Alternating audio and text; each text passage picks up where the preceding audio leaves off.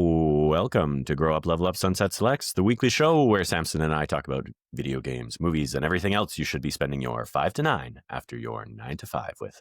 If you've listened or watched the past couple of weeks, you'll already know Samson took off to Japan, tried to race a bullet train, and wound up on the wrong side of the tracks, so he's unable to make it today. So today you've got me, SirDrJM, in the hosting chair again with a new guest. And this week I'm excited to welcome a new friend to the show. This is Gianni DiCrosta. Gianni, how the heck are you? And why don't you tell the world a little bit about yourself and where to find you? I'm good. Thank you for the warm introduction. I really do appreciate it, Jordan. Yeah. My name is Gianni. I am a short form, long form content creator in the video game space, Twitch streamer. I'm kind of like a variety creator, podcast host now. As of the last few weeks, I host a podcast with 3 buddies of mine called the Content Mill Podcast, where it's kind of a variety video game conversation that we do. But yeah, all around content creator, still kind of figuring out what I am on a weekly basis. But that's kind of the general gist of it. Twitch streams, short form, long form content, reviews, and impressions. And where can people find and follow you? Yeah. So I am at Gianni DiCrosta on YouTube and Twitch primarily. TikTok, Instagram, Threads, Blue Sky. You can find me in all those places as well. All my handles are different because of the nature of the internet, but I'm the only Gianni DiCrosta on the internet. So if you search for me, I'll be there. I promise. Perfect. That's awesome. Well, before we get into the main topic of today's show, I did want to ask just a general open question. What you been playing these days? Oh, man, I've been playing. Okay. 2025 is such a year for games, my friend. So right now, it's funny you asked that because I think this is the most simultaneous games I've juggled all year.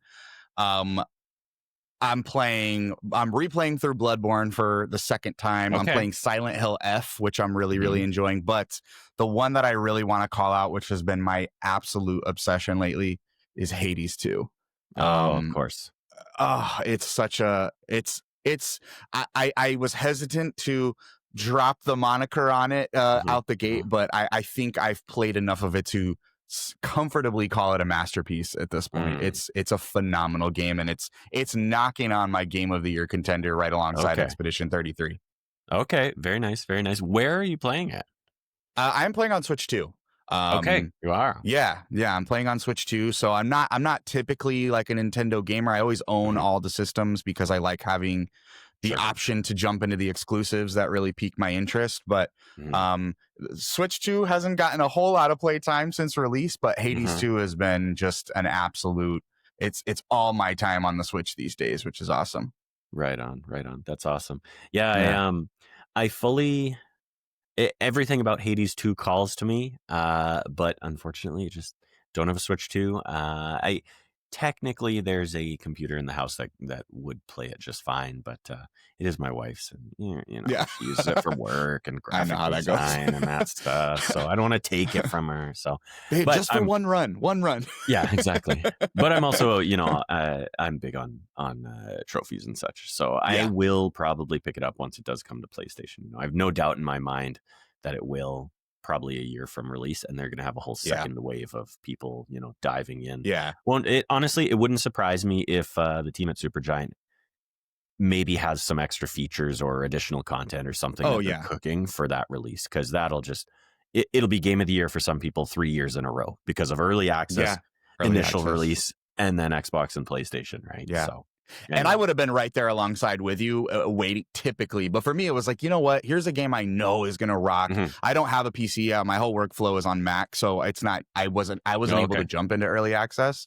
Right. So I was like, you know what? It's a good excuse for me to dust off this Switch 2. And I'm glad. Absolutely. I said it on my own podcast. You got to line up for your kids' school pickup so early these days at the time that the parents line up. So typically I head out to my kids' school an hour ahead of time, and I just sit in my car and play a couple Hades 2 runs, and I get my play time through the day, which is great.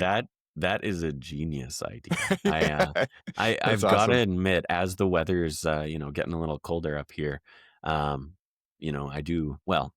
right now my entire province is the teachers are on strike, so they're Oh, not in okay. class right now. But if they were, you're pulling up a good half hour early just to get Yep. a spot, and you're waiting in your car just to keep Absolutely. warm. So, anyways, it's a Absolutely. great idea.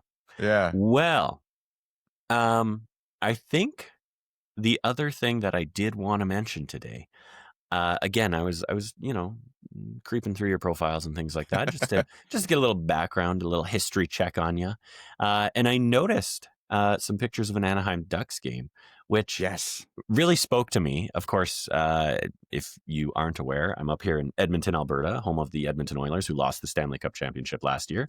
Um, but traditionally a Calgary Flames fan because that's where I'm from. But back in 2014, my wife and I did a little honeymoon thing down in LA and the Anaheim Nice. area. Very And cool. we actually went to an LA versus Anaheim game. Oh, crosstown rivalry. Exactly, right? Just it really spoke to us with, being Yeah. from Calgary and Edmonton, the Battle of Alberta. So we went to a Battle of LA. And I mean, Yeah. at the time, I think the stadium there was only a couple years old. And Hmm. for us, it was amazing because the stadium in Calgary is actually the oldest in the league right now. It's Oh, okay. basically falling apart, and the city's doing a project to build a new stadium and everything. But anyways, I had to laugh when I saw those pictures on your Instagram of the Ducks game because man, it took me back. So Yeah, we had a great time, and that's a cool callback. It was a mhm. home opener.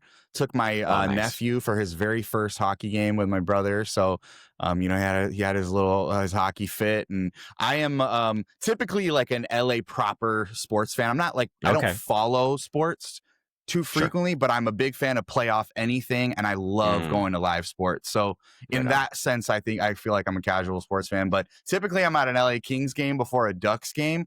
But Mm, my brother's a diehard Ducks fan, so I'm like, you know what? I'm nice. gonna go out. I'm gonna represent. I'm bringing my nephew for his first game, and we had a Very hell of a cool. time. And it's a beautiful, beautiful arena. I Yeah. think it's perfect for. It's really designed for hockey in Hmm. mind. You know, what I mean, there's not a Hmm. bad seat in the house, even in the nosebleeds. Yeah. You got a good view for sure. So it's a great, Yeah. great arena, Honda Center. Yeah. Yeah. No, that's exactly what I mean, we spent all our money on the trip. We were actually going to Australia and we Oh, okay, made it so we had a layover for like a week in California, and we did Anaheim, we did Disneyland, nice. Universal, all that stuff. And then we made it to the hockey game as The well. So essentials, all the anyways, yeah. essentials.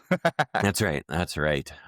But yeah, man, I remember Ryan Getzlaff, Corey Perry, and Corey Perry, of course, is now here in Edmonton. So, anyways, it was a Hmm. whole thing last night when I was looking at your profile. So, No, I appreciate that. anyways, okay. Well, on today's episode, I've prepared a little something for us. Um, it's something we have done before, so we're revisiting this a little bit. However, once I kind of explain the situation, it'll all make sense. So, are you ready to dive in? Oh, I'm ready.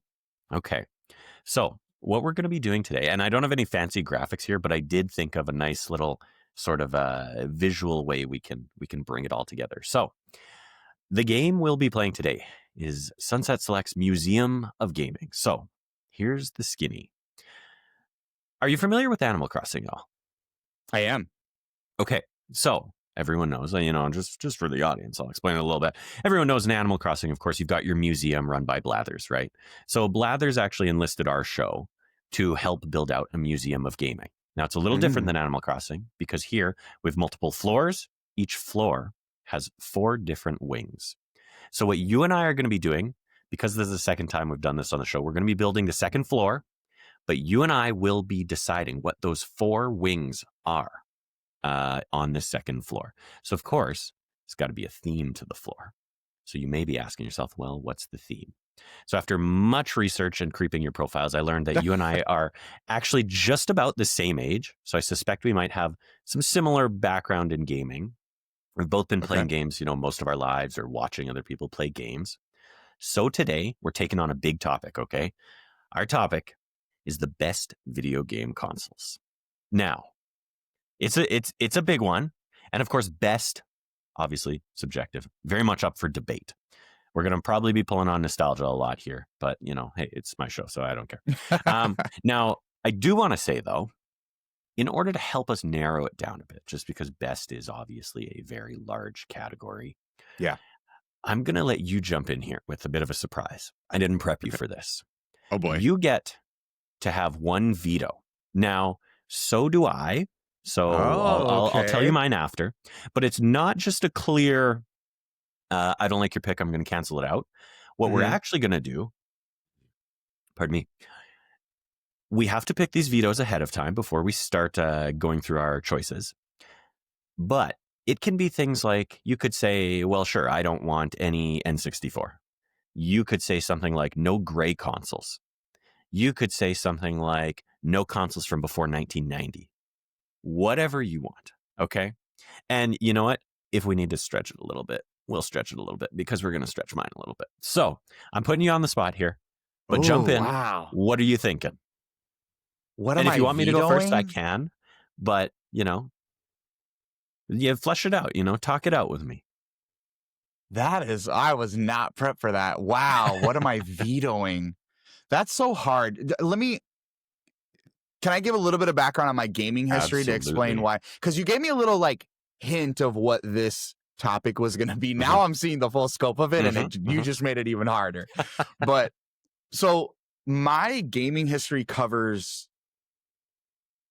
I was never like the Nintendo kid or the PlayStation kid or the Xbox kid or my dad's a gamer. My grandmother played video games. Very nice. So from a very young age, I always tell people I learned how to read watching my dad play Link to the Past. These are core memories for me. I've really been in every generation across the industry. It doesn't matter. There was no lines, right? So it's hard for me to veto something knowing that I'm everywhere.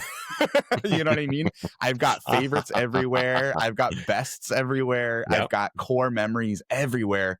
It's not like, oh, he's a Nintendo kid, so just get rid of the PlayStations. You know what I mean? Now, and let me just clarify something here as well, because what I asked you to do is bring 4 picks and maybe an honorable mention. Yeah. I'm also coming with 4 picks and an honorable mention. So we'll go back and forth. You'll say one, I'll say one, you'll say one, I'll say one. Once we know all our options, we then have to duke it out and decide which are the 4 that stay.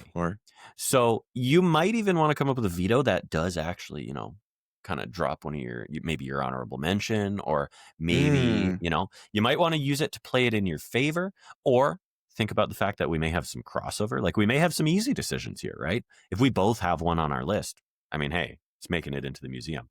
But we do only have 4 slots available. Hopefully that helps. Yeah. Oh, wow.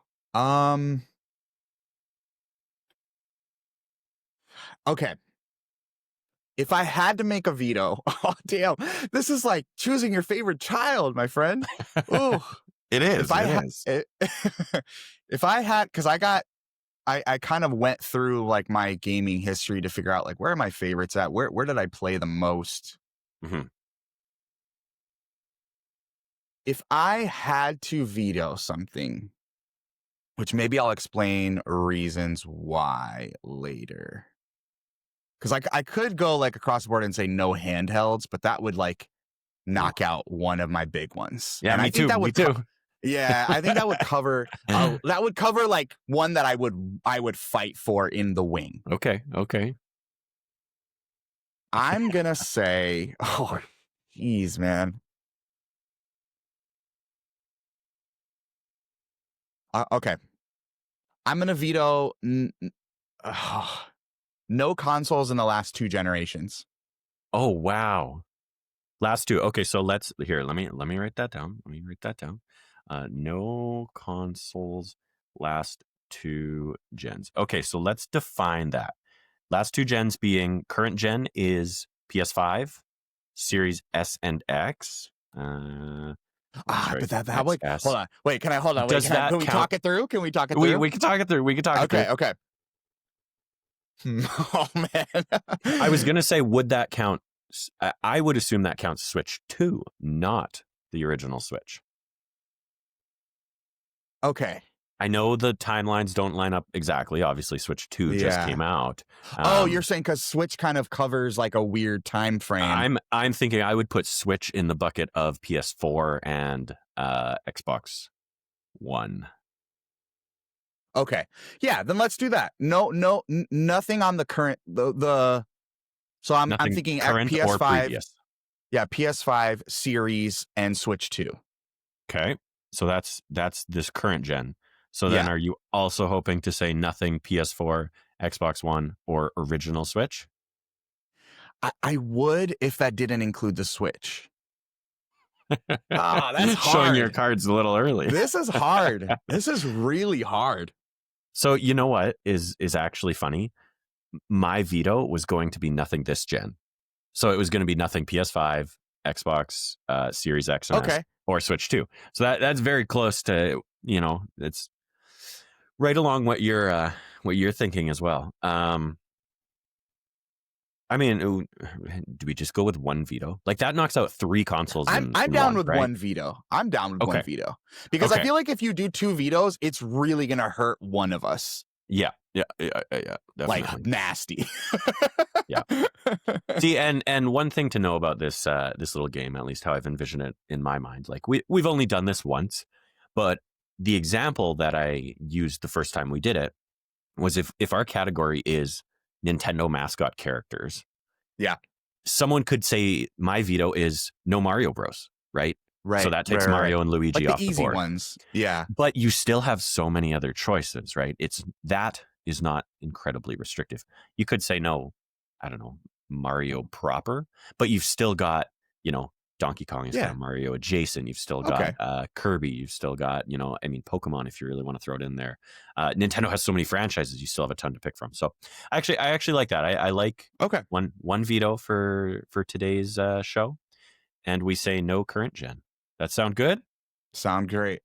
Okay, awesome. I'm locking that in. And I do keep track of this. One day I fully intend, when we're 10 years down the road, I fully intend to look back at our museum, and it'll be, 100 stories large or something to that extent. So, okay. It's a tall building. That's right. It's a tall museum. Well, that's a great start. And you see, I love the discussion already. What I really want to get into here, obviously, this is a museum of gaming. This is a celebration of all things games, right? I want to hear your stories. I want to know why I don't even want to pick something just on the off chance you might have picked it, but I want to know why console XYZ is your favorite, or, I want to know that game you played with grandma before she could no longer use her hands because she lost them in a tragic sewing accident, anything like that. So, I think we're off to a great start. So we're building out the best video game consoles floor of our Sunset Selects Museum of Gaming. And we're starting with the veto of no current gen consoles. That's PS5, Series X and S, and the Switch 2. Would you like to share your first pick, or would you like me to go first? Yeah, I could go. Okay, let's hear it. So the way I kind of approached the prompt that you had sent me, which again, we're already diving into some like little sauce that you're sprinkling on it, which I love. I love that. The way I kind of approached it is I kind of went through every system I've ever owned, which is basically anything outside of the Sega Dreamcast and Nintendo 64. I never owned a Nintendo 64. Interesting. Yeah, and went, okay, like how much did I play here? What did I play? What impact did these things have on me? And it became one of those things where it's like the more I got to my late teens, early 20s, it was clear I was playing more because I was spending all my hard-earned teenage employment checks on video games and consoles. But then I was like, okay, were these really games that I like loved? And there is definitely a little bit of a crossover there where, I would say some of my favorite games are on consoles I didn't really even play much at all. So then I kind of looked at it as like, to your point, what's the impact that what are the most impactful consoles? Not necessarily the ones I played the most, right? But what were the ones that had the highest impact? So my first pick, and I'm already starting with a little bit of a caveat because I feel like I can kind of conflate the two. Okay. Is the Game Boy and Game Boy Color. Okay. All right. from Starting with the classic. 1989 and 1998 were the release on those two consoles. So the reason I chose the Game Boy, as I mentioned earlier, is that and the Game Boy Color is that my earliest gaming memories were my dad playing the SNES and Sega Genesis in our living room, and my grandmother, us as well, we had one, but my grandmother had an NES and a Game Boy at her house. Where that's really where my first gaming memories came from. However, I do remember that for I want to say it was like Christmas when I was like 5, 6 ish, maybe. I got my very first Game Boy. It was the big boy, the red. I had a red Game Boy. And then eventually moved on to the lime green Game Boy Color. Which I loved. But the reason that I chose these is because I feel like the Game Boy was really my introduction to gaming as a personal hobby, like something that I have free time. I want to play my Game Boy. I'm staying up late at grandma's with, I'm supposed to be sleeping, but I'm under the covers. I've got the Game Boy. We were the original iPad kids. You know what I mean? That's a great point. Hiding under your bed, you got the blanket over. Yeah. So, I have a little sympathy for these kids these days with iPad. I'm like, I've been there. I know how that feels. But I feel like that was really where my gaming as a hobby, that was where I really figured out, like, this is a thing that I want to partake in my free time, and in sometimes all my free time. I highlighted games like Kirby's Dream Land 2. Nice. The two first generations of Pokemon are, I think, all timers for me. Pokemon trading card game, I think, was one that I really enjoyed as well on the Game Boy. Pokemon Pinball, Super Mario Land. I used to play Tetris with the link cable with my grandmother. My grandmother loved Tetris and Dr. Mario. We played a lot of that as well. So cool. Wario Land was one I really enjoyed. Zelda's Link's Awakening is a classic, and obviously highly regarded now. Big shout out too. I threw Zelda Oracle of Ages on there, which was a Capcom produced Legend of Zelda game that I played the absolute hell out of. And then you had all your licensed games as well. I as a kid, you're obsessed with the cartoons and shows you're obsessed with. You want to play the games as well. So being able to play Power Rangers and Animaniacs and Tiny Toons on my Game Boy was just, I think it was very much a foundational experience that made me see, like, I can experience the things I love in my favorite TV shows and cartoons on a screen in front of me. I have the control over it. I have the agency of it. But this is also something that I know I love to do when I'm searching for something to, keep me occupied or, kind of engage my brain a little bit. And that's why I chose the Game Boy and the Game Boy Color. That's a very solid pick. One of the few that I don't have sitting behind me here. The closest I actually pulled out was a Game Boy Advanced SP, of course, the first clamshell, which I have behind me. But for video watchers here, I have done a quick Facebook Marketplace search just to see what these things are going for these days in my area. And of course, we can see here the apparently the color is Kiwi, Game Boy Color Kiwi. Yeah, going for $90. That's the one I had, Canadian. dude. So that's the one I had. Yeah, I'm positive I have one of these. Very likely in a bin around the corner from me here. But it actually wouldn't have been mine. That's the other thing. That would be my wife's. My experience with the Game Boy and Game Boy Color. Now, Game Boy Pocket, I don't know if I ever actually, like the original Game Boy, the little, I guess not even the Pocket, the chunky guy. Yeah. I don't know if I've ever held one of those other than maybe at, like, a pawn shop or like a collector's They're beefy, dude. store. They are beefy. That original gen, like, it's funny because to me, growing up, people had the color, right? That was the one. And I remember, for me, oddly enough, like the touchstone is playing some Mickey Mouse game at my best friend's house. I wish I could remember what it was called. I'm almost positive it eventually got re-released or released on Nintendo Online or something like that. But that's That's Yeah, probably the big one.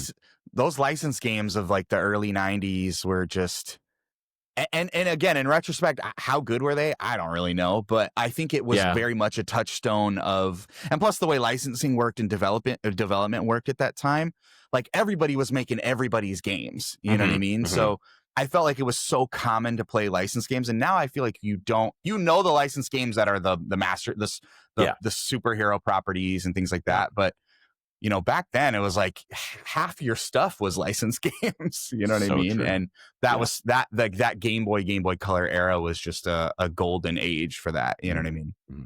Yeah, and I mean, to your point, like the quality, I do Yeah. wonder, but also a part of me, maybe it is nostalgia talking, but a part of me Yeah. does think like, yes, they were licensed, but they were quality platformers, right? Yeah. In a lot of cases, sure, they weren't always platformers, but like, platformers are in some ways, the renaissance of gaming after the, 80s and everything crash and Yeah. everything like that, right? So, Yep.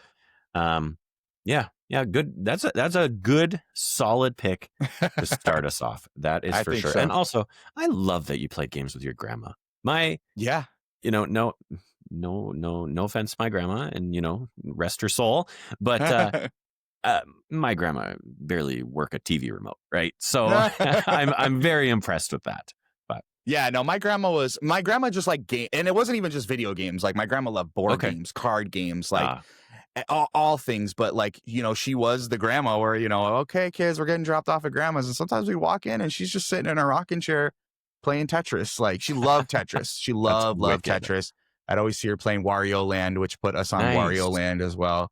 Yeah. Was she a gamer? I don't know, but she always took interest in what we took interest in. Mm-hmm. And I think she, inherently learned to love the hobby as well. So, Awesome. there'd be times where me and my brother are playing board games in the corner and she's playing Game Boy. Right. You know what I mean?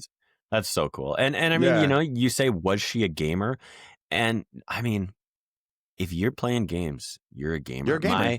My mom, actually, it is a very odd tangent, but for whatever reason, my mom has an iPad, plays all the classic garbage match 3 games. I mean, hey, I'm sure some of them are good, but to me, garbage. Yeah.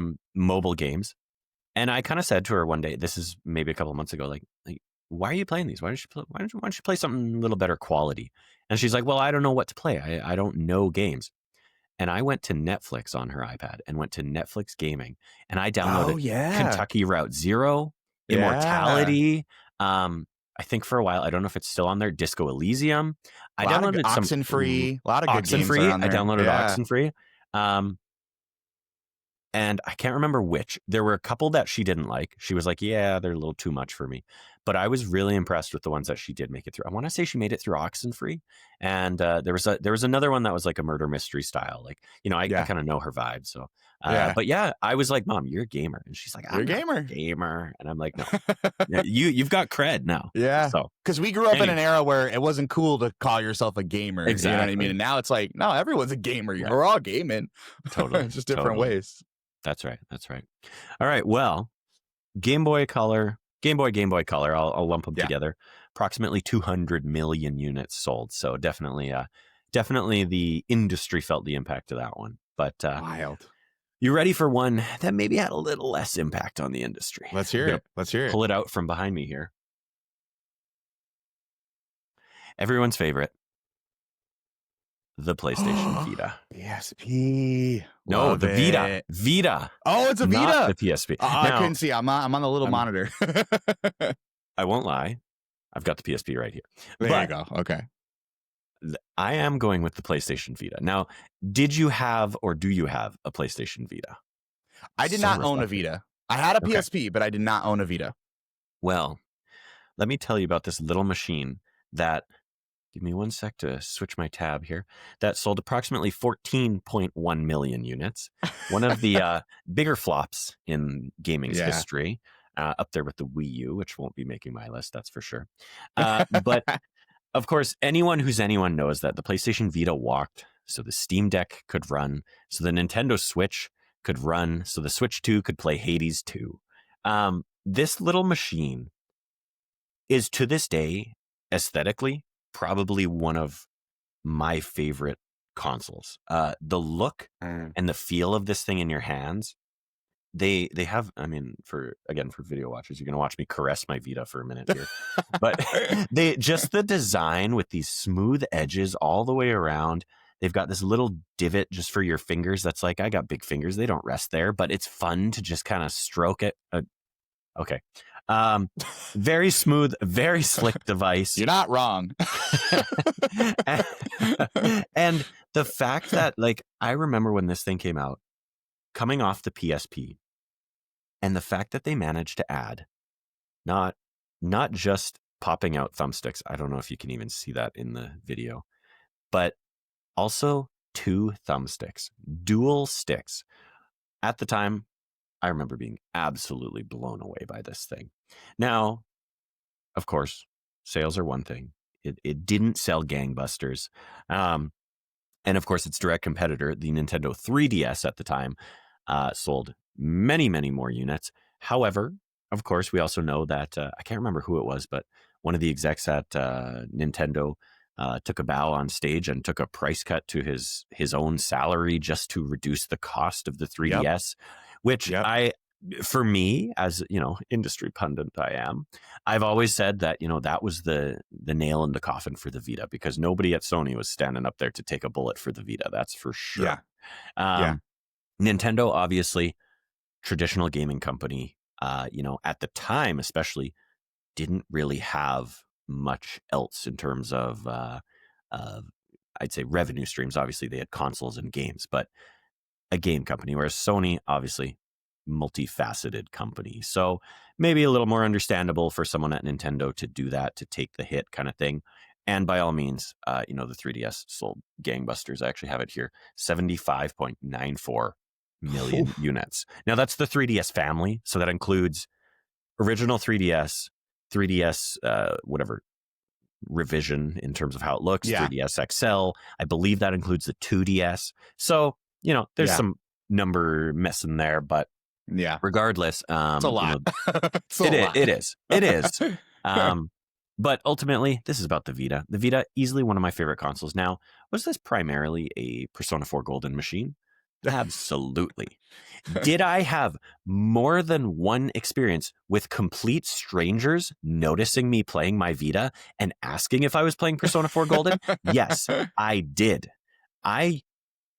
Persona 4 Golden connects people. Okay. I understand nowadays might have some, some risque things and not so politically acceptable themes and storylines in there.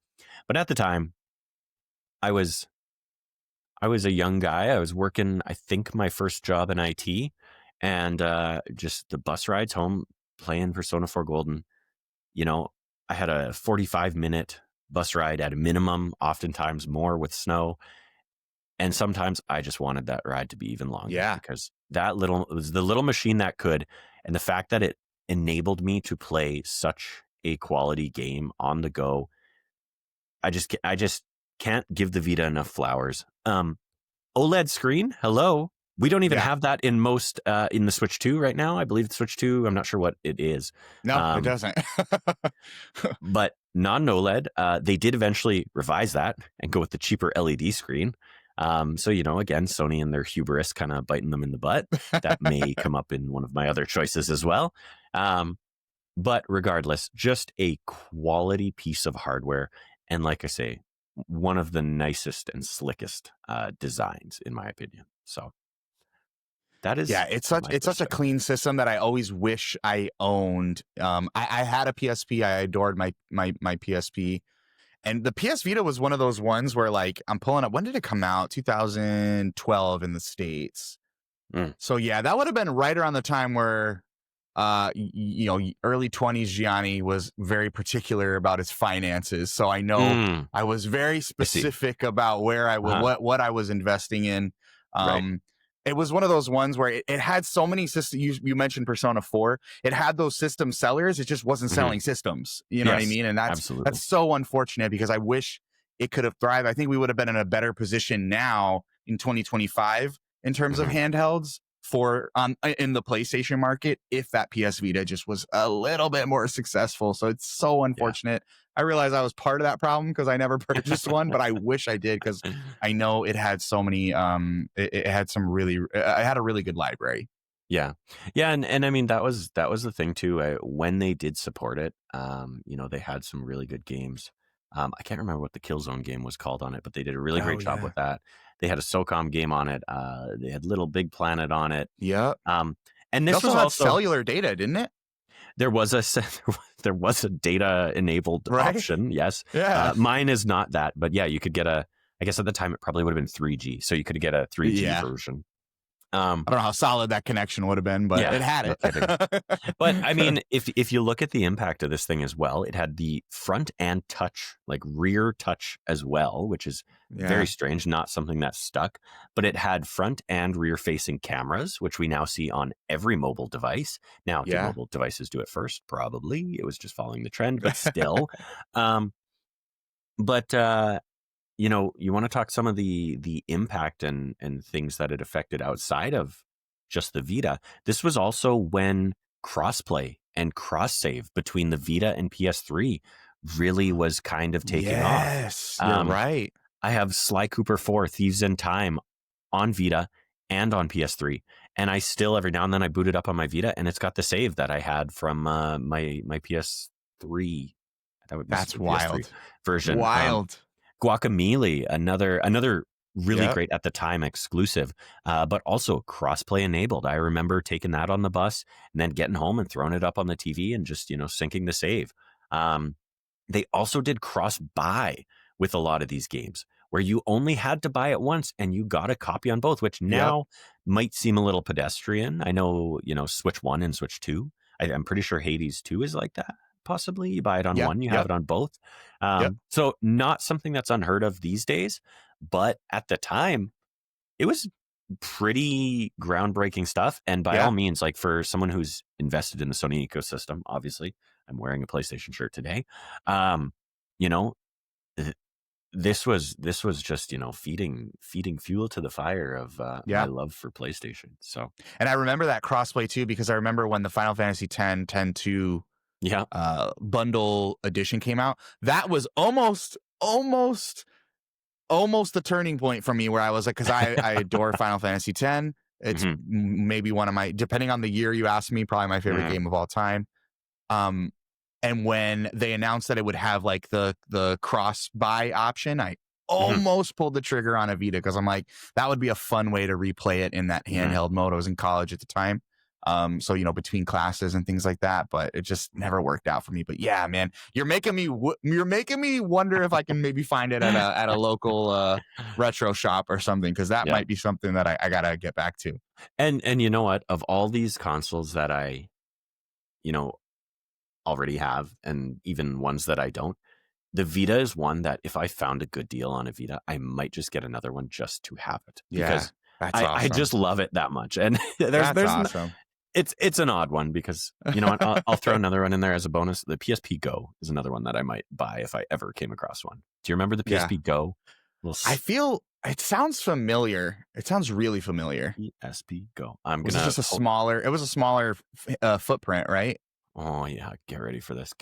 I'll share my screen. I had a God of War special edition PSP that I purchased from my work. Oh, I love that one. And it came bundled with Superbad on UND, and I used to play that damn PSP all the time. But I thought, I do remember the Go. Yeah. I had one friend who got this, and he used it as an MP3 player. Like, he played games as well. Yeah. But he used it as an MP3 player, so he brought it everywhere with him. But oh, that's awesome. Yeah. Anyways, looks like a sidekick. It totally does, and that's exactly what they were going for, right? I mean, prior to this, Sony had the Xperia line of cell phones, and there was a PlayStation branded Xperia. I believe it was called the Xperia Play, and it came out a little while before this. I had a friend who had that as well. I'm pretty sure his dad worked for the Russian mafia. Anyways, doesn't matter. But you got to have one of those friends. Everyone has one of those friends. Exactly. But then different friend got the PSP Go, and this was like Yeah. Sony actually went all in with PlayStation and made this sort of a mobile handheld device. It was Yeah. wicked. Anyways. Yeah. All right. So my first pick has been the PlayStation Vita. Let's hear your Solid. second pick. My second pick would be, I'm going to go in order chronologically here because it's going to make most sense for, I guess, the overall picture here. I am going to go for the PlayStation 1 released in North America in 1995. And the reason for that is I didn't get the PlayStation 1 on release. Okay. I want to say we got it about a year or two after the fact because it would have been right around the time that Final Fantasy VII released, which I believe was 96 or 97. Mm-hmm. So the PlayStation 1, the reason that I want to throw that out there is this was me formulating and experimenting with different games at a different age. I feel like the Game Boy and Game Boy Color was very much like, these are games that kids on the play yard are talking about. I'm watching the Pokemon anime. I want the Pokemon game. I'm watching the Tiny Toons. I want the Tiny Toons game. I feel like the PlayStation 1 was more the era of like, I was watching your most recent episode. You were talking about, walking into Toys R Us, and kind of having that experience. That was that era for me of going to EB Games, KB Toys, Toys R Us, those types of places, and seeing something on the shelf and going, that looks cool, reading the back of the box and going, I want to play something like that. So when I looked at like my PlayStation 1 library, that I felt like had the most variety. I have Ape Escape, Blasto, Bushido Blade, Crash Bandicoot, Dino Crisis, FIFA 98. I was a big FIFA. I loved early FIFA games. Final Fantasy 7, 8, and 9. Heart of Darkness, Mega Man Legends, Mega Man X4. What else? Oddworld, Resident Evil 2 and 3.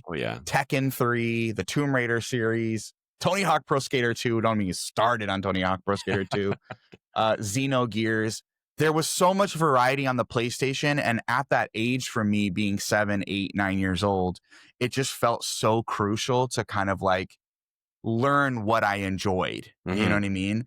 Absolutely. And I think that's why the PlayStation 1 is going to be my second pick, because it allowed me to figure out not only what I liked, but also what I didn't like. And years later, kind of looking back and, oh yeah, dude, it's great. It's just such a great, it's a form functional system too. I feel like that was really the last system we had that like looked neat on a shelf. You know what I mean? It's so great. Totally. So that's why I choose the PS1. Very, very, very wide variety of games in the library. And there's a lot of great games. I mean, take your pick from the ones even I mentioned. I'm sure there's tenfold as well. PlayStation 1 had a great, great library. Plus, moving from the, 16-bit to the 32-bit, architecture and just being like, whoa, it's 3D. It's the future. You know what I mean? It was mind blowing, that, especially at that age. So that's why I'm going to pick the PlayStation 1. Very nice. That's PlayStation 1 was a tough one for me not to pick, simply because that's really where my life as a gamer started. Prior to that, had a few consoles in my house that I might mention in a few minutes here. But it was, going over to the babysitters, who happened to be my best friend, after school, and he had the original PlayStation 1, not a PS1 like I just had, but a PlayStation 1, big chunky gray, dark gray, and experiencing Crash Bandicoot, Spyro the Dragon. He was a big sports guy, so I remember playing every Matt Hoffman's BMX, every random BMXer or dirt bike game, ATV games, all Travis these kind of Pastrana's, exactly, whatever the hell, exactly, just doing backflips on a quad and stuff like that. Like, cool. I guess I'm into snow wakeboarding now. Like, exactly, totally random stuff. But I mean that that is the PS1's legacy, right? It was originally. I mean, lots of people know this, but originally Sony partnered with Nintendo. Nintendo backed out at the last minute, and Sony said, well, we've done all this R&D. We have a product. Let's release it under us. And the Yeah. rest is history, right? Nintendo went with the N64 and cartridges. PlayStation went with CDs as their form of media. And, I mean, history looks arguably more fondly on the PS1 than the N64 probably. Yeah. Now, obviously, the N64 has some classics as well. Yeah. Anything by Nintendo, of course. But for everyone you've got on Nintendo, of course, or on N64, you've got on PS1. And the PS1 started so many of those series as well. Yeah. I mean, Silent Hill, Resident Yeah. Evil, you mentioned Tony Hawk's Pro Skater. Well, I mean, the obvious ones, Crash Bandicoot, anything first party. But at the time, wasn't first party for a lot of these either, right? Yeah. It really started a lot of franchises or really helped to develop them. I mean, Tekken, Yeah. every genre. So, And that's a great point. I didn't even like put that together too. Is I'm looking at Crash Bandicoot, FIFA, obviously, Final Fantasy. I would even maybe say Mega Man for myself. This is me speaking for myself. Resident Evil, Street Fighter, Tekken, Tomb Raider, Tony Hawk Pro Skater. Obviously, you have the reboots. Cross my fingers, maybe Xenogears too. I don't know. Who knows? But these are all franchises that now it's like, if there's like, oh, new freaking whatever, Dino Crisis, I'm like, sign me up. I'll be there. Yeah. You know what I mean? Yeah. And these all started on the PlayStation. You know Absolutely. what I mean? Yeah. And they all still perform really well. A lot of those, to varying degrees, obviously, but they all perform very well, and they're still really well lauded, even in their current iterations, as much as they were back then. Yeah, totally. Well, another solid pick. I'm starting to look at this list and worry that our second floor of the museum is going to be full of your picks. But anyways, we'll see. We'll compromise. Yeah, that's right. Let's keep things rolling here. I won't wax too poetic about this one, even though it is probably, for me, my all-time favorite console, and that is the PlayStation 3. I don't think you hear a lot of people talk as fondly about the PlayStation 3 as I personally would, but for me, the PlayStation 3 was high school. The PlayStation 3, in a lot of ways, for me, actually, seems like was kind of the era you were just describing with the PS1. Now, we're not that far apart in age. I think I just hadn't expanded my horizons in gaming a lot until the PS3, right? That was when I started making my own money. That was when I started buying my own games. That was when I started playing M-rated games, honestly. Prior to that, I mean, I remember the first shooter, literal first-person or third-person shooter I got was Resistance: Fall of Man, launch title for the PS3. And the reason for that was because I, for the first time in my life, had friends that were kind of also into that kind of stuff. Yeah. Prior to that, me and my friends, we liked platformers, RPGs, just a little bit less, I don't know, bloody and bang, bang, shoot style stuff, right? Yeah. But I wanted the exclusive. I loved Insomniac from all their work with Ratchet and Clank and Spyro before that. And when they were making a shooter, I was like, I guess I'll try this. I remember playing the online and not being able to keep up with actually shooting people because they took more than one bullet. So I would play custom lobbies that were one-hit kills. And it was just insanity because everyone was just like, you turn a corner and you just shoot and you die. But that was all I could handle because I wasn't good with dual thumbsticks to control a first-person shooter. So for me, the PS3 really was that, that sort of growth time of experiencing every type of game. I mean, if you look at the history of the PS3, of course, it struggled at launch. It was way overpriced. I'm pretty sure when I got it, actually, it was a birthday present. But I split the cost with my dad because it was so expensive. He was like, I'll pay for half if you get the other half. And I was like, done. It was the reason I eventually went on to get literally buy my first and my own big screen TV with my first paycheck from my first job, because I was like, Dad, can I put this in the spare bedroom and just play PlayStation all the time? Because I was tired of sharing the TV in the living room with everyone. And he was like, it's your money. So I got a big screen. I got a PS3 and, I was off to the races, right? Obviously, there was a golden era with the PS3 of, I can't remember what year it was, but they had an exclusive every month. Did all of those hit? No. So we all remember Haze. I remember playing the demo for Haze over and over and over again and just hoping it would be the Halo killer, because I was in the heat of the console wars as well. I was all about PlayStation 3 is better than the Xbox 360, yeah. and all my friends had a 360. I was the only one I knew that had a PS3. And I remember walking down the halls of high school and in my head thinking, yeah, but the PS3 has this game and the PS3 has 6-axis in the controller. And I would, for absolutely no reason other than my own justification, I would sit there and just list the reasons why the PS3 was great and the Xbox 360 sucked. And then I played Halo and I was like, God damn, this thing's good. Yeah. But Like, regardless, but I loved the PS3 so much. Yeah. I think your pick, I don't want to like cut it too quickly, but it's a perfect segue for my last pick. Okay. So I want to boot my last pick up and talk about that one now. Let's hear it. Because everything you just said about the PlayStation 3 is exactly how I felt about the Xbox 360. Yeah. You know what I mean? So, and that was the first generation. Like, you had a little bit of that title carryover on the Big Bertha Xbox and the PlayStation 2. But I feel like the 360 and the PlayStation 3 era is when you really started seeing like whatever game you want, you can get it in 2 places. But on top of that, you had really, really, really good exclusives specifically on the PlayStation side. The 360, though, I remember we purchased, and that was really when I started getting, because those 2 systems had such a long life cycle from what I remember. I mean, it was almost a 10-year life cycle for the PS3, even longer. No, let me rephrase that. The PS3 came out a year before the 360, even, I want to say, or was it a year after? I don't remember. The 360 came out the year before the Wii and the PS3. They were both That's late. what it was. And in large part, I mean, again, thinking of reasons why I would justify the PS3 being better, it's because the 360 beat it to the market, right? Which is, it had such an insane lead, which, I mean, hey, Xbox, if you're listening, maybe that's a good strategy to employ next generation. Anyways. Yeah. So, I mean, either way, you're talking a 7-8 year life cycle on which at the time was unheard of when you had 3, 4, 5 years between the previous generations, right?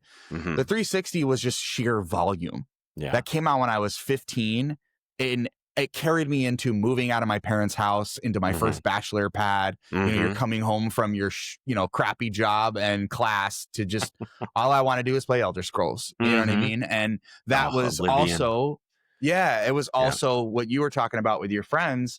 For me, it was like, that was when I started online gaming. And I've never really been a PvP person so much, but I've always really liked co-op experiences. And that's really when I started having those types of experience. So even when I look through my list, I'm not even going to name everything on my 360 list because it's twice as long as everything else that I've got. But also going back to variety on the PlayStation 1, it's same thing. The 360, I think, is where first person shooters really started to shine in the market, but also where, some of my favorite games were non-conventional first person shooters, games like BioShock, games like Dishonored, things like that. And that was, and again, these are all games that were available on the PlayStation 3. So I think it just it's just as much a testament to the PlayStation 3 as it is the 360. But then you also had those exclusives. You had the Gears of War. You had Halo 3. What else? Left 4 Dead at the time, I believe, was an Xbox exclusive. You have the Orange Box, so to me, like, Half-Life is, it's an Xbox game. I don't even think of it as like a PC title or a PlayStation title. What else? I mean, there were so many. Assassin's Creed, I think, started its very first. I think Assassin's Creed 1 started as an Xbox exclusive before it very shortly after made its way to PlayStation. So everything you were saying about the PlayStation, I'm like, I gotta skip forward because that's exactly what my experience was with 360 was. Volume and really just going like, now I've got income, like real big boy income. Right. All I want to do in my free time, if I ain't partying because I'm in college, is play video games. You know what I mean? Especially in my late years in high school, because that was really the second half of my high school years as well. It carried me through like almost a decade of learning these incredible games that both ecosystems really had, but let alone also having those exclusives in both places. And for me, the place of choice was the 360. For you, Yeah. PlayStation 3, both great systems. Yeah. You know? Yeah. No, totally. That's I mean, yeah, it's absolutely two sides of the same coin, right? That was Yeah. when you really started to also see uh parity between third party Yeah. releases, right? Everything, well, for the most part, everything that released on 360 released on PS3. Yeah. But Yep. PS3, of course, had to go the difficult route and develop their own architecture and everything. And that simply Right. made things difficult for Yep. developers, right? Which, you know, history does not look fondly on that. And if you look at the PS4, you know, not to get too technical here, but the PS4 was built on a 64-bit architecture, which is the same as every computer, right? Yeah. Sony really looked at the PS3 and said, why did we do this cell processor? Let's just make games easy to develop. Yeah. And then people who are good at it will make amazing ones. People who aren't good at it will still be able to make good games. Yeah. And I think that's something where the 360 really kind of nailed. Obviously, first to market helped. Yeah. And, you know, if we look at units sold, it's funny because when I look at Xbox 360 lifetime sales, the reported number that comes up is 84 million units. The PS3 is 87.4 million units, which makes me feel a little bit like somebody had to include that 0.4 just to be like, we beat you. Don't worry. And like, you know, does it really matter? Obviously not. Both of those consoles sold just about the exact same amount because, you know, they both had great exclusives. They both eventually, after time, had great third-party support. Yeah. They both had, you know, accessories, I'll say, because that was also the boom of, you know, plastic controllers for guitars and drums and all sorts of stuff like that. So Yeah.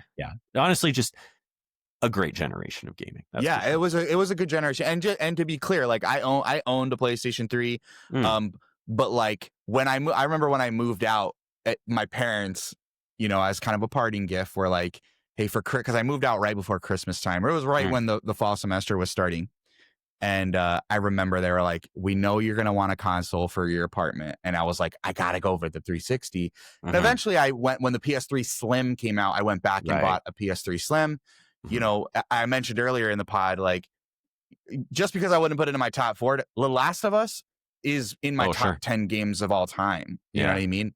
PlayStation 3, you know what I mean? So still, just to be clear, incredible console, but it was one of those ones where that was where I feel like the division might have started a little bit more firmly. I think you started to see inklings of it during the Nintendo PlayStation.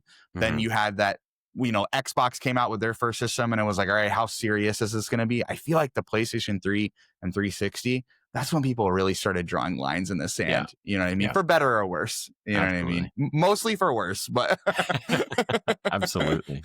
Yeah. Now, one more thing I just want to quickly show off here, and then I'll move on to my third pick. I know we're going long because this is such a juicy topic. I'm a talker. That's the problem. I am too. You gotta reel me in. I mean, I used to do a one-man podcast where I would talk for an hour, so I totally get it. But cool. And I won't, because I love this stuff. But I don't know if you can see it here. I'm just gonna point right there on my camera. I see something blue. That is the corner of an Xbox 360. I'm gonna pull it to the camera here, so give me one sec. All right. Got to move the GameCube to get to it. Got to move the NES Mini or NES Classic.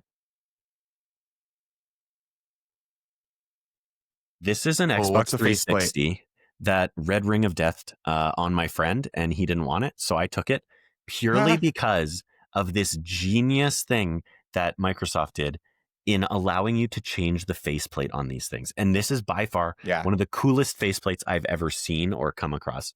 It's blue with like the classic green, white, and kind of a light green colors swirling around the power button. And I just absolutely love the look of this. When my friend asked me if I wanted it, as soon as you pull that out, I'm like immediately drawn to that faceplate. It's a badass faceplate for sure. That was such a cool. Xbox really had a handle on that kind of stuff, and I feel like there's inklings of that even with the PlayStation 5 being able to like kind of change out the faceplates. But it's not even an affordable. This is my opinion. I don't feel like the faceplate ecosystem with the PlayStation now is in an affordable, it's a very niche thing. I felt like when 360 was doing those types of customization options, you could go to any video game store, they'd have them in the aisle, and they weren't expensive. It was like, hey, you want to trick it out a little bit? Go for it. Totally. I feel like now it's a little bit overpriced for sure. I wish we could go back to those days where we can even make it a little bit of a cheaper plastic for my PS5. I don't care. Just make it more affordable. Well, and also like make it cool. I don't just want to make my PlayStation go from white to red. I want to make my PlayStation go from white to, I don't know, some cool pattern swirls. I just showed off blue, green, white swirls. That's what I want. Give me something cool. Give me some geometric shapes. Love me some geometric shapes. Absolutely. Anyways, and then also, of course, because that console generation went on so long, they had the slimline redesigns, and the redesigned 360, the slim one, is also one of the coolest redesigns I've ever seen. I will always give them credit for that. I owned one of those as well. I think that was the one I got when I moved out, was when the slim, because there was a slim and there was an elite. I don't remember. I've owned like 3 360s over the years. I've owned 3 360s and 3 PS4s. Those are the consoles that I own the most. That's funny. PS4, because I could just, again, broke college years. You're like selling and buying, selling and buying. You're like, totally.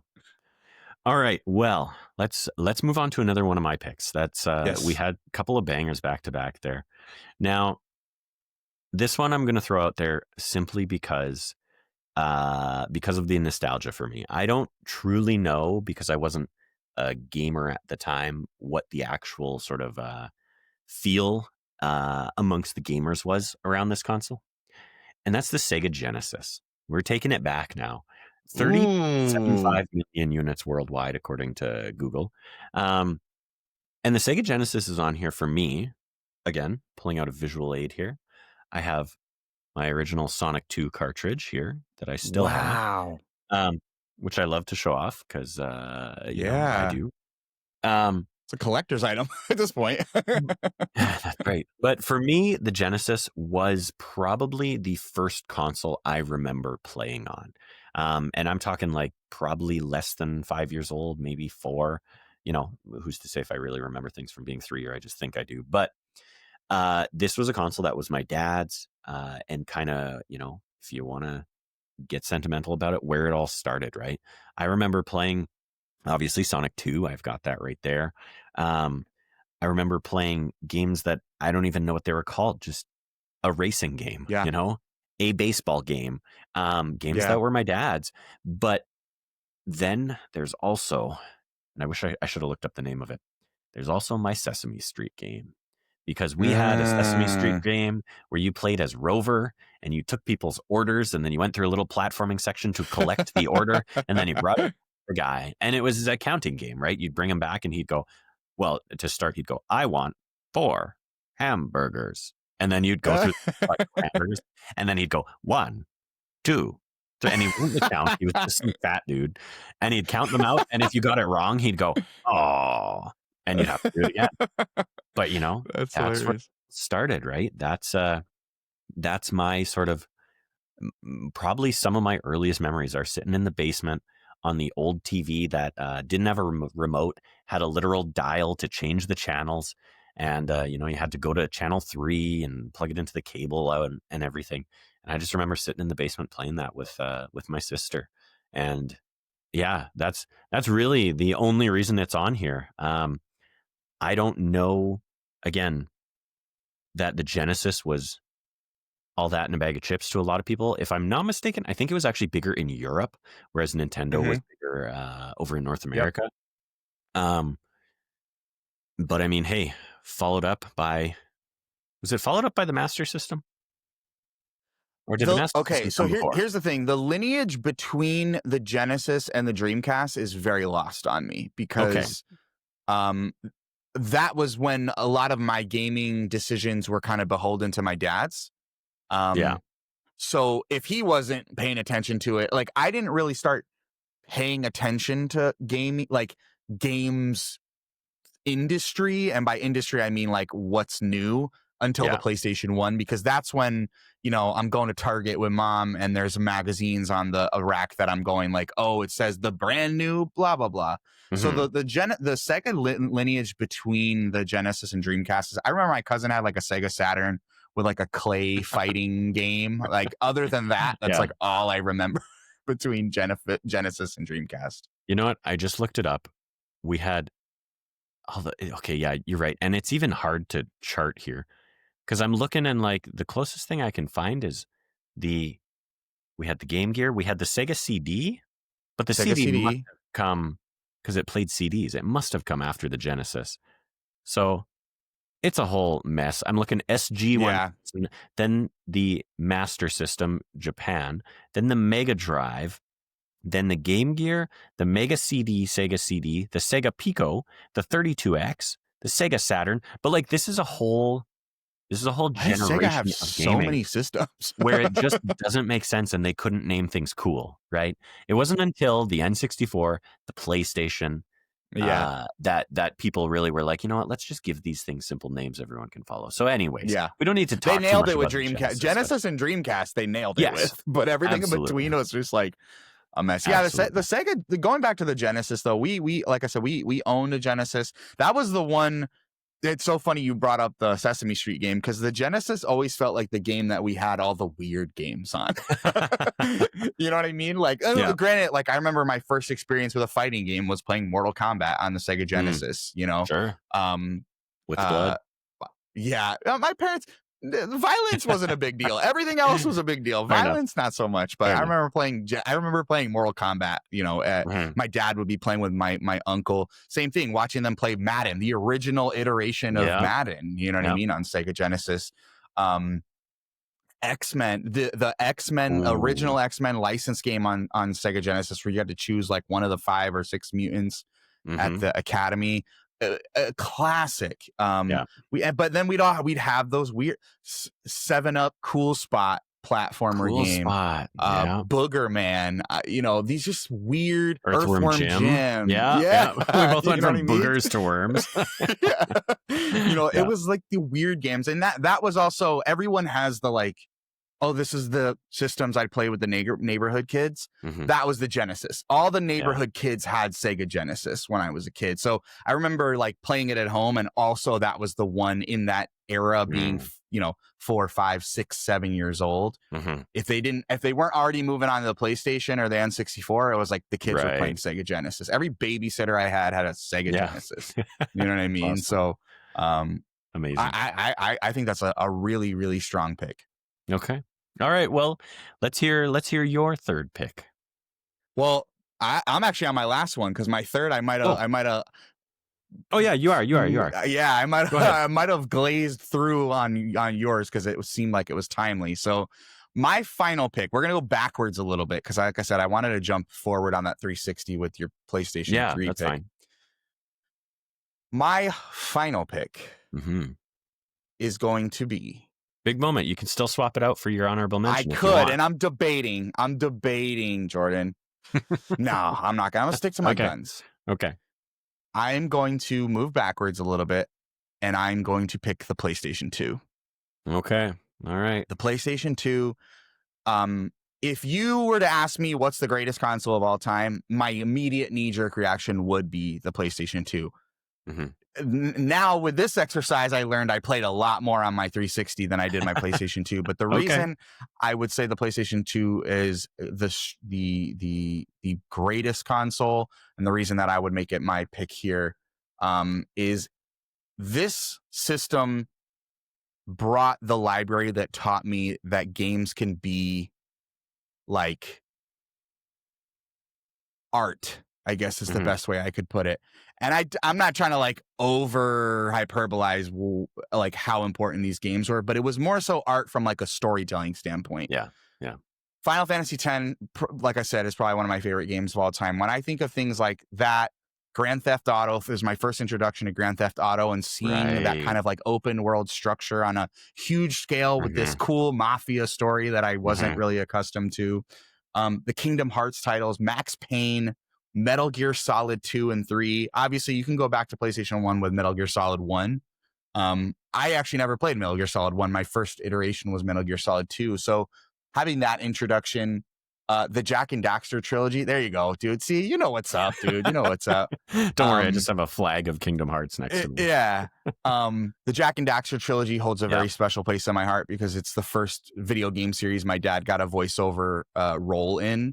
And really? it's so fun. Yeah, it's so funny because I remember we got the PlayStation 2 and the Xbox on the same Christmas.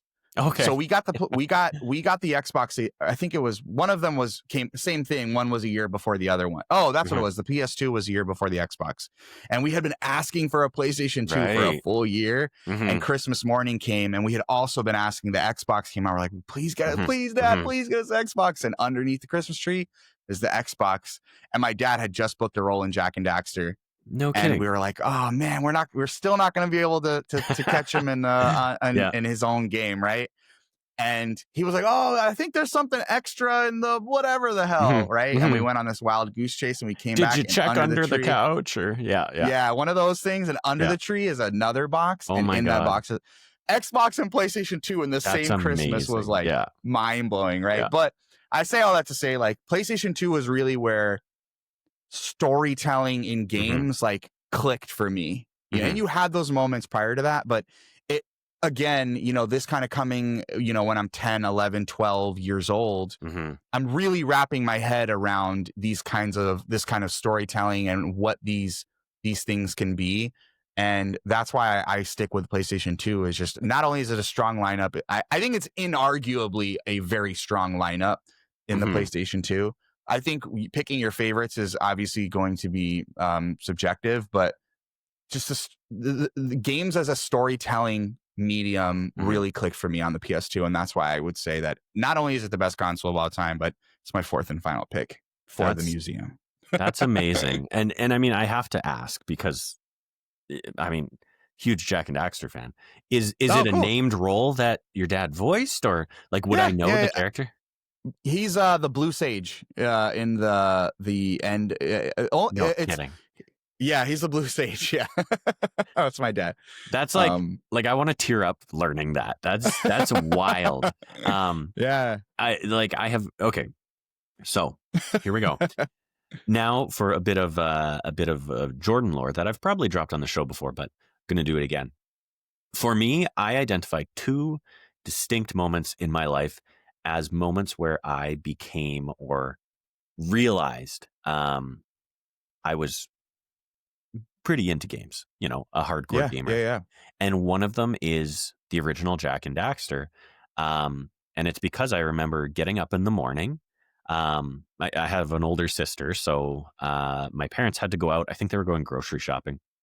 Yeah. And I was up early in the morning, and my parents said, you know, do you want to come grocery shopping? Do you want to stay home with your sister? And I said, I'll stay home. She was off doing whatever. And I said, can I play games while you're out? And they said, yeah, go ahead. So I started playing Jack and Daxter. And I remember them coming home a couple hours later, and I don't think I had moved. And I remember my dad saying, you know, oh, have you even gotten up, or have you even had breakfast or whatever? And I said, no, you know, whatever. Helped them bring in groceries. They went about their day.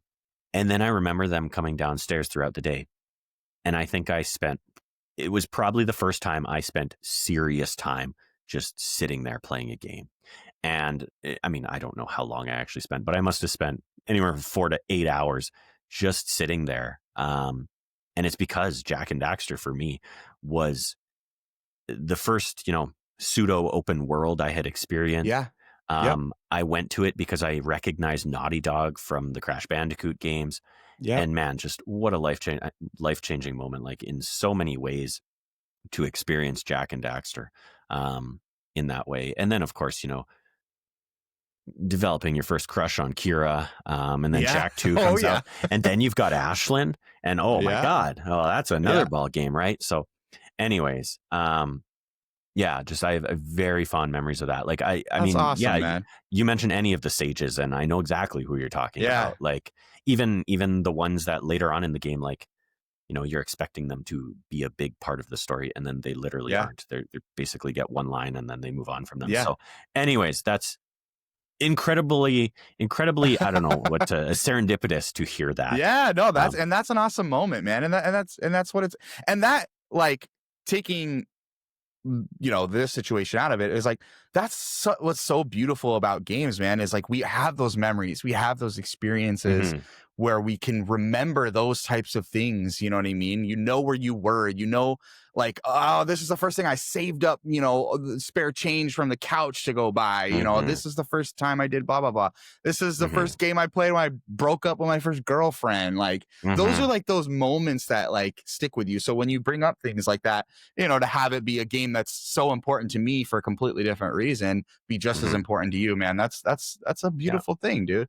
Yeah. And, Yeah. and it's and to add a little bit of humor to the mix, it was funny to me too, because like I remember my dad was in that game and we all loved it. We all played it Mhm. together to Mhm. roll credits, get to his role. And I remember, seeing that our last name in the credits was like the Mhm. coolest thing when you're Mhm. 11 years old or whatever. And I remember Absolutely. Jack 2 came out and I was like, Dad, Jack 2, kind of caught off guard. I'm like, Jack 2's coming out. I really want to play it. Mhm. Not only am I in love with his role, but I'm like, I love this game. Like, it's Mhm. so good. Jack 2 comes out. He buys us Jack 2. And I remember like him not like being super in love with it, not Right. disliking it, but not like Right. being super in love with it. And I just fell in love with it. Mhm. Ended up seeing the entire trilogy all the way Of through. And course. I'm like talking to my dad. I'm like, Dad, you gotta play these other Yeah. games because they're really, really good. That's One awesome. day I'll get him to play through the whole trilogy. But I Yeah. remember just being like, how funny is it? Like, here I am, the super fan Mhm. of Mhm. the trilogy. But yeah, Yeah. man, that's a cool moment that you had, Yeah. dude. Yeah. Yeah. And I mean, I don't need to talk too much about the PS2 because I think you pretty well covered it. And honestly, when you were, when you started off, once you got to the word art, I got goosebumps. Like that's what it truly is and was at the time. Um, so many great experiences on there. Yeah. And again, honestly, continuing or solidifying the legacy of what was started on the PS1 with so many series, so many franchises, so many Yeah. developers, and watching them mature. I mean, so many franchises that I adore to this day and play every entry and started Yeah. on the PS2 as well. Sly Cooper, Ratchet and Clank, Yeah. pretty much anything Sony first party, but Kingdom Hearts, like hell yeah, Yeah. man. So anyways, That's yeah, awesome. yeah. Great pick. Well, my Let's hear final it. pick. Let's hear it. I mean, I'm excited. the thing is, I'm looking at this list and I'm already making decisions in my head. I don't think it's going to be too difficult to decide which of these move on to form the museum floor of the best video game consoles. And I'm a little undecided because I'll tell you both my picks, and then I'll tell you what the one I'm going to go in this fourth slot. But I don't need to talk too much about it because it's kind of a throwaway. I think I'm willing to just renege on this one and definitely go with one of your picks over either of mine. So what I have written down as my fourth pick is the 3DS. Was I a huge Mm. 3DS fan? No, but there are a few features that I really enjoyed, and games, of course. Yeah. Of course, Animal Crossing. I've been a huge Animal Crossing fan since the GameCube, the original entry. Technically, the original entry was on N64 in Japan, but not in America. So, anyways, Yeah. um, Yeah. huge on that. I have hundreds and hundreds of hours in that game. But the one reason actually why I put it in my fourth slot, and you know what? I'm leaving it in my fourth slot. The one reason is because of Street Pass. Street Pass Oh, was okay. Good such call. a cool feature that Yeah. did nothing if not encourage people to bring their 3DS places with them and have it powered on. That was literally all you had to do. And then you just walk past people. And then, you'd be at any public event and you'd get home and you'd pull your 3DS out of your pocket. You'd open it up and it'd be like, you got 50 street passes. And you just go through and say hi to everyone's little me that you passed. And if it were a gaming event or if there was some sort of activation Yeah. at those locations, they could have special things happen. And yeah, Street Pass was just like this, such a novel and fun uh, little baked in feature. You didn't have to pay for it. It came with the Yeah. system. Um, and it really was just an awesome little bonus that for whatever reason, me and my friends just really kind of geeked out on it.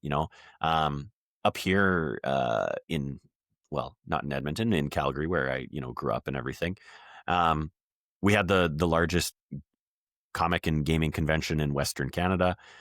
And you would take your 3DS there and you'd walk around and you'd get so many hits, and you'd see people sitting along the walls playing games and, checking their street pass and everything. And it was just such a fun thing to experience, and really kind of, in a lot of ways to me, feels like a precursor to things like Pokemon Go, Yeah. where it was all about the social experience, but not just Mm-hmm. playing online. It was about getting out there and being out there with Yeah. real people, which is just a really creative and interesting thing.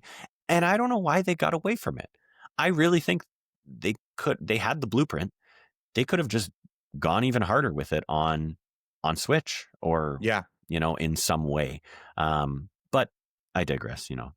That's my fourth pick. Yeah. I'm not sure. What's your experience with the 3DS? So I remember, okay, my first 3DS was way late in the life cycle. So very notoriously, which is a conversation between me and my brother to this day, me and my brother kind of like hit a fork in the road, Okay. where he was like all in on everything Nintendo, and I was just all in on everything else. Right. So, it was one of those things where, like, so much so that, like, even my dad wasn't really on the Nintendo stuff. So, like, I remember when we got a GameCube, it went straight in our room. Like, we didn't even, my house was very much like all the consoles went in the living room because dad was playing games too.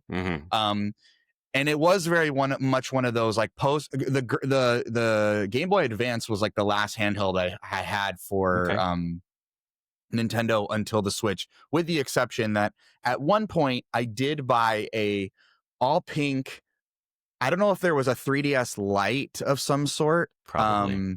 This rings a bell. I bought it on clearance at my job for like $19.99 because Pokemon X and Y had just come out. And I hadn't played a Pokemon game since Ruby.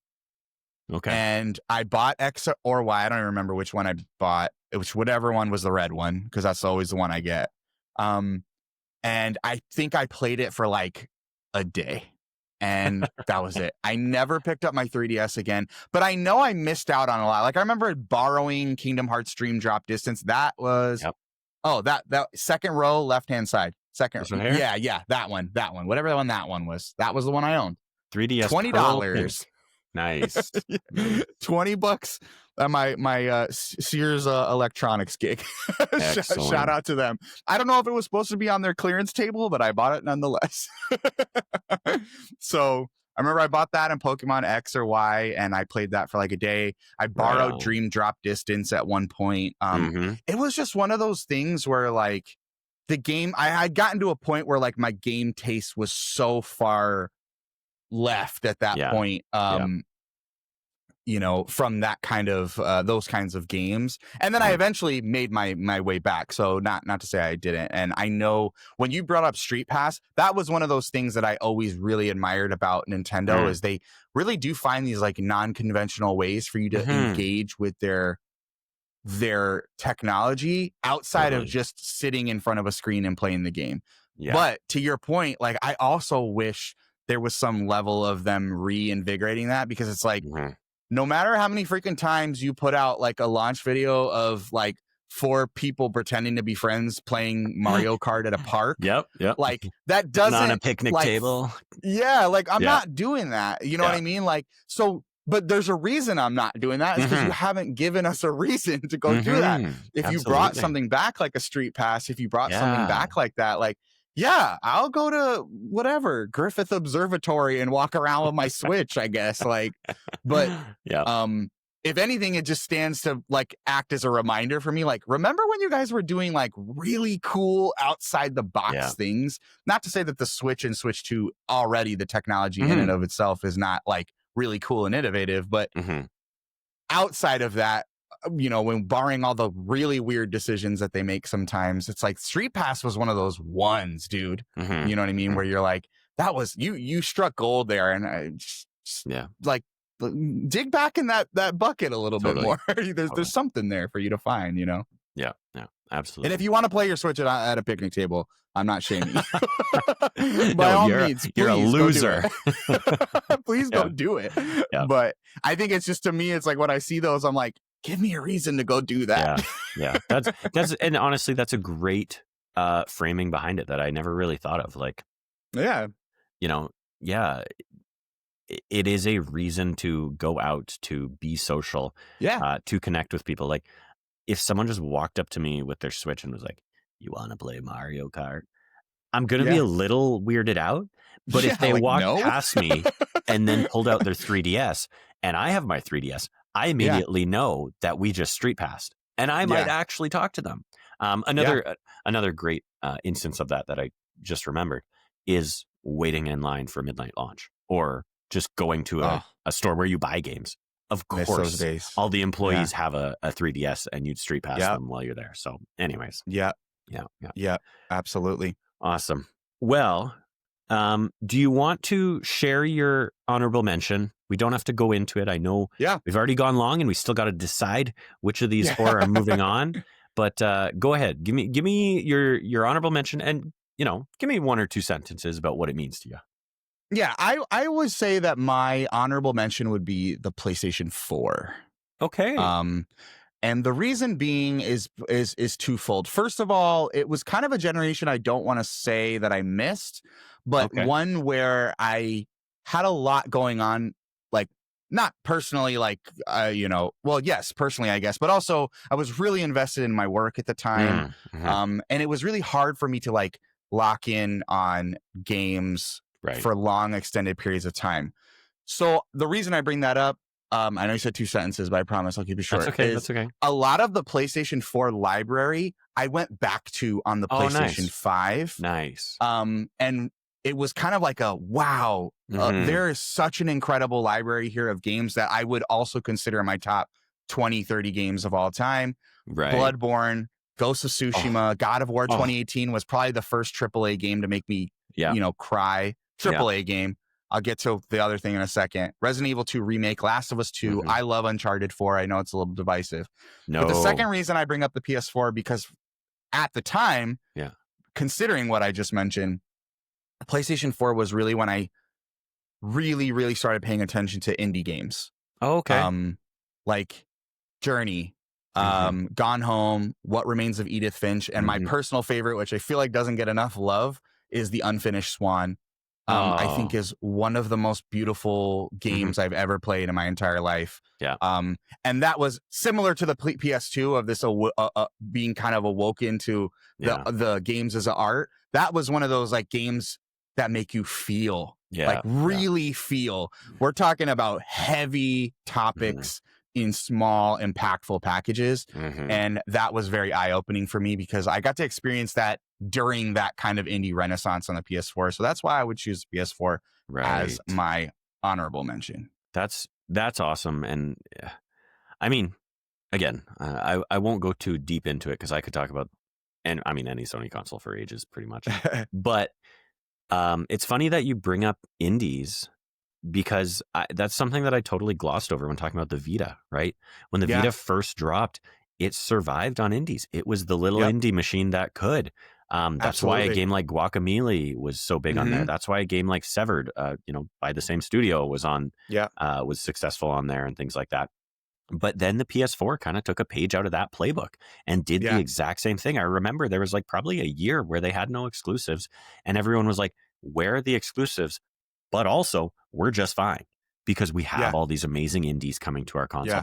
And I think that they're largely, there. They're just $10 and you're not paying attention to them. Exactly. And I think that largely comes down to the fact that, again, when I was talking lessons learned from the PS3, they looked at the architecture behind how to actually develop for this thing. And they made it a PC, right? They literally said, we're going to make it as easy for developers to make something for this as we possibly can. And I mean, look at the PS5 generation versus Xbox. It's paying dividends to this day. That was the generation where they really got, I think, a lot of developers and a lot of people in on their console after the PS3 largely flubbed it out of the gate. Right? So the other thing about PS4 that I do like to shout out is that, of course, I had my original PS4, which was an import because they were impossible to find. So I lived Yes. about 3 hours from the border, of course, the Canadian-US border. And so I ordered mine to At the Border Storage in Sweetgrass, Montana. And then I drove down to the border, crossed the border, picked it up, and drove right back. And I'll never forget talking to the customs agent as I came back into Canada. And of course, they ask you, are you bringing anything back with you? And I said, yeah, I just went to Border Storage and picked up my PS4. And I remember them being like, are they still hard to get? Because I think I got it maybe 3 months after release. And I was like, yeah, you still can't find them. And he was like, wow. And then they let me through. I think maybe they charged me $50 or something. But anyways, so technically my PS4 was an import. But eventually, I want to say a few years later, EB Games was running a Canadian Thanksgiving Day promotion, which happy Thanksgiving. It was just this past week for us Canadians. But they were running a promotion where you could trade in an original PS4 and get the gold slim PS4. So my current PS4 is all gold because I love gold. Heck yeah, dude. So yeah. Anyways, love the PS4. You gotta flex on them a little bit. That's right. I don't have it in the background here. I do actually have my PS3 right there, along with PS1 and PS2, but kind of blocked. But anyways, it is actually connected to the TV upstairs. So there you go. Now my honorable mention here is again a bit of a personal one for me, similar to the Genesis, and that is actually the ColecoVision. Now, I'm not sure if many people, or if you yourself, will even know what a ColecoVision looks like. So I will pull up a picture of it here real quick. And the funny thing about this, you might think this was a console that, was my first console because it was my dad's or something. But of course, I already mentioned that that's actually the case with my Dreamcast. The ColecoVision is actually my dad's first eBay order. Wow. So once the internet became big and my dad trusted it enough to put in his credit card, he went to eBay and he ordered a ColecoVision for $50, or he bid on it and won it for $50 or something like that. And of course, the ColecoVision was something that he had played when he was, I guess he would have been an adult, but like, let's see, I think I just saw it released around 82. So he would have been. I think this is our parents' era. He would have been mid. My dad would talk about the ColecoVision. yeah. So my dad would have been mid-20s playing this thing, and by all means, a beast of a console. You can see here the controllers actually go into the console when you're not using them, like as storage. So these two controllers pop right out, which is like. That's cool, but really cool, weird. Kind of novel, like kind of great, but also incredibly strange. Kind of like the Switch now that I think about it, actually. Like, you put it in the dock and anyways. But another very strange thing here, and you can actually see it on the box if I pull up this image. Donkey Kong. There was actually a version of Donkey Kong on here. And I don't truly understand. This is it right here. I don't know the details behind this or anything like how this happened or why this happened. But apparently Nintendo games weren't always as exclusive as you might think. And I remember this game. My dad, again, he ordered it on eBay. So we got a bunch of games with it. I remember this. I remember a racing game. It also had a game called, it was either Ladybird or Ladybug. I think it was Ladybird. And it was a Pac-Man clone. And just like, even at the time, as a child, I remember being like, this is weird. It's the same game as Pac-Man, but instead of Pac-Man, you're a Ladybug. And you just go around the map. And then I remember playing Mario or Donkey Kong and being like, this is weird. This doesn't belong to them. So anyways, I feel like there was a lot of things at the time, like copyright laws around games was like the Wild West. You know what I mean? I forget Eric, Mr. the Human, from probably a few of our Discord communities, I'm sure, was telling me about like there's like Sonic games that were like not even developed by Sega or something. Yeah, so I know it was like the Wild West when it came to those kind of like distribution rights on those types of games. That's funny. I never would have imagined seeing Donkey Kong on anything other than a Nintendo very console. strange. very strange for sure. So, anyways, I don't need to go on about that one, but I like to bring it up every now and then because Oh, it's a good one. just an odd sort of Yeah. foray into gaming for me. But Yeah. there it is. So Yeah. here we are at the end. We have Yes. each picked our 4 choices. Now, just to do a quick recap, of course, we're building the second floor of Sunset Select's Museum of Gaming. And my picks for the best video game console were the PlayStation Vita, the PlayStation 3, the Sega Genesis, and the Nintendo 3DS. Meanwhile, Gianni, do you want to rifle off your picks? Yes. So my picks were the Game Boy / Game Boy Color, the PlayStation 1, the PlayStation 2, and the Xbox 360.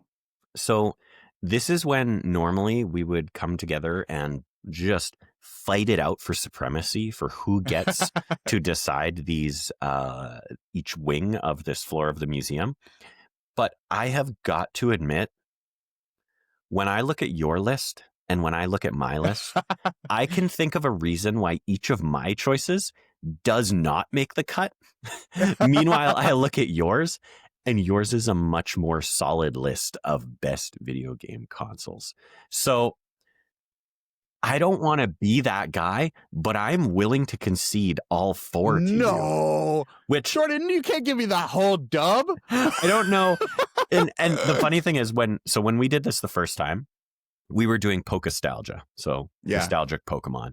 I had, when all was said and done, 3 of the picks were mine and only 1 of Samson's made it to our wing. And I felt bad. I was like, man, like we both have nostalgia for Pokemon, but ultimately he was just like, yeah, but I like your reasons better.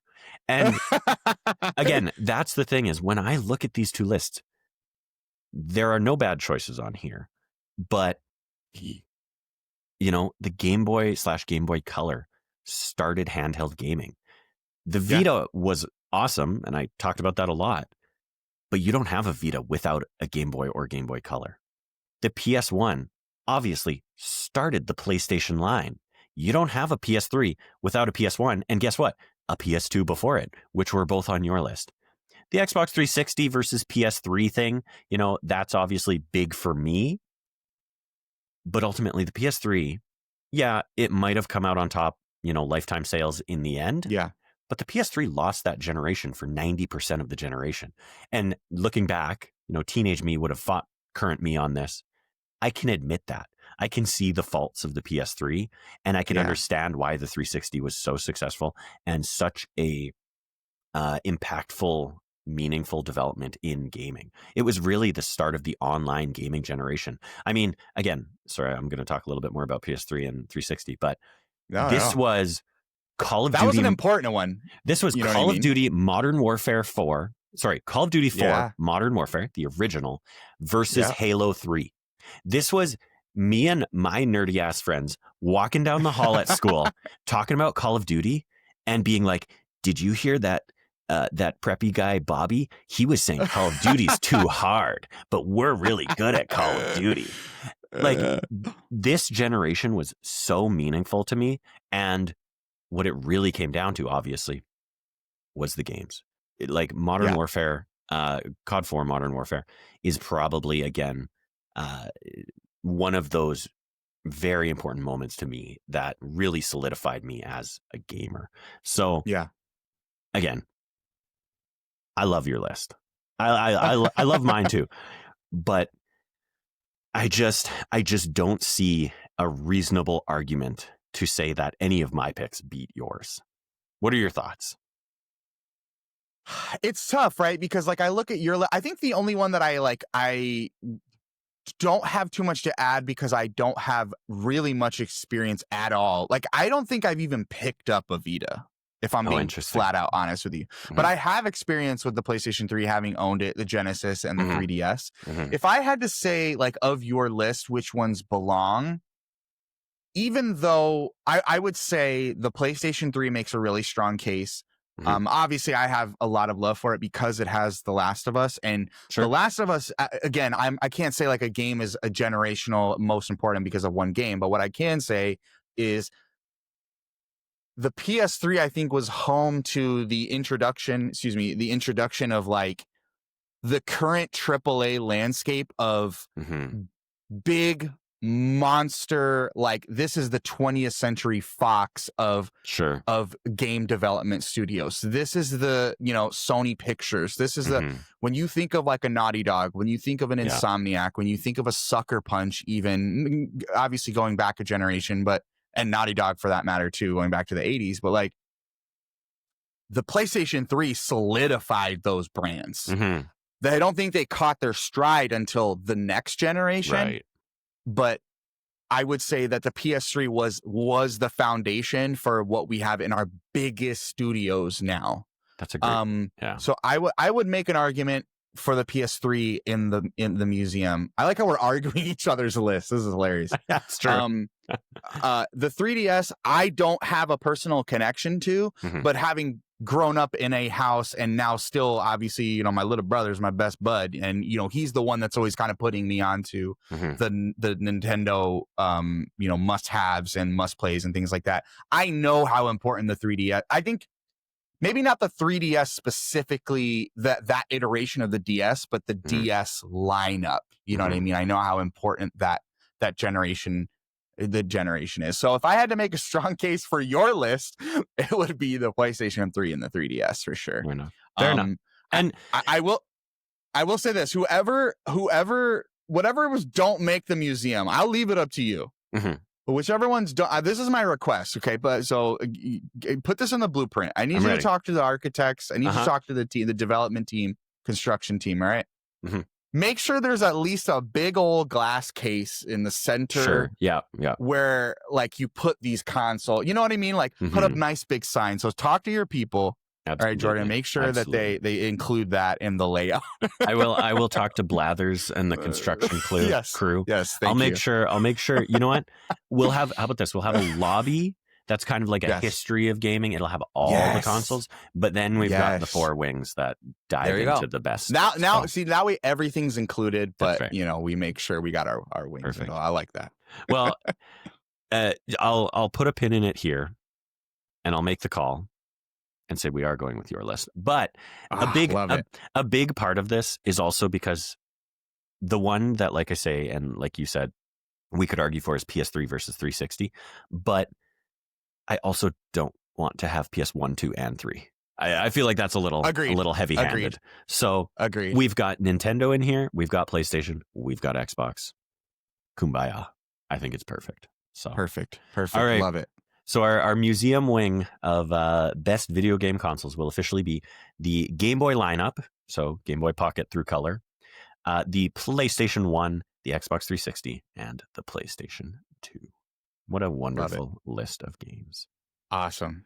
Well, that was a lot of fun. Obviously, I've kept you longer than I meant to, but I really do appreciate it so much.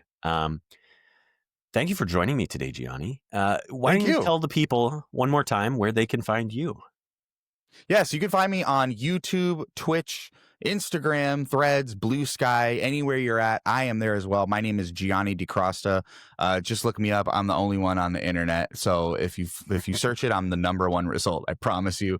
On my YouTube, you can find all my long form reviews, impressions, as well as some Twitch clips. Twitch, I stream right now. I'm streaming 4 days a week, Monday through Thursday, in the month of October, streaming Alien Isolation and Bloodborne. And I also host, along with 3 of my other co-hosts, Phil, Nate, and Eric, the Content Mill podcast. So make sure you check us out at the Content Mill podcast. We're going to be inviting some guests on soon. Jordan, saying, take a look at that schedule. You know what I mean? We're going to be bringing on guests. We're going to be bringing on guests very soon here at the end of the year. But that's a general video game chat. Very fun conversations. We do a lot of contests and competitions similar to what we did today. So make sure you check us out there. Jordan, I appreciate you having me on, though. Thank you. No, I can't thank you enough. I thanked you before the show, but it was relatively last minute. You know, last night you said I'm available Wednesday or Friday, and I said, all right, tomorrow it is. So I can't thank you enough. But no worries.